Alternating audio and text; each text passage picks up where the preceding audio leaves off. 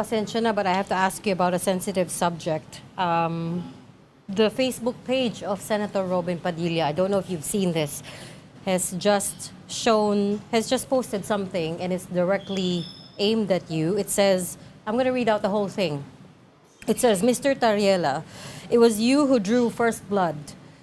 This escalation into wartime propaganda was your genius creation.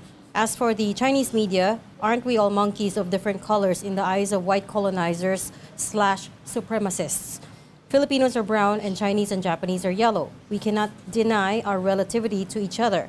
Going down to Mr. Tariela's level is abandoning our Asian and Austronesian heritage. Could I have your reaction to that, please? Haba Mas bilib kasalanan mo naman pala, Admiral Kasalanan mo naman pala lahat. Mas bilib naman ako kay Senator Robin Padilla. Noong January, ako pinagsusorry nila dahil doon sa satire. Ngayon, nagkaroon ng racist na video against sa mga Pilipino. Aminin na lang daw natin kung buhay tayo. At it's not their fault. Well, at least if there's one thing na nag-agree si Senator Robin Padilla, doon sa sinabi ni Sir Ronald kanina, no? Na unggoy tayo. But again, this is another misplaced argument ng isang senador natin, no?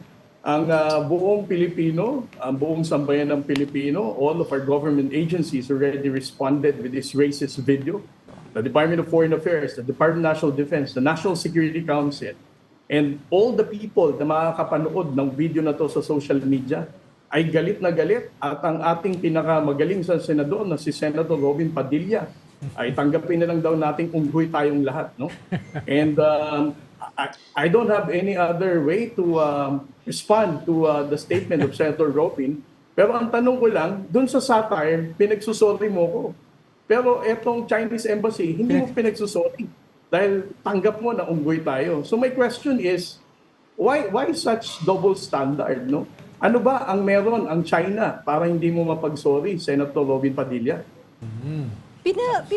Pina-sorry ka ba nun, Admiral? Pinapasorry Yes. siya, pinapa-apologize okay. siya. Oo. Back in January when you showed the Xi Jinping caricature. Yes. Okay.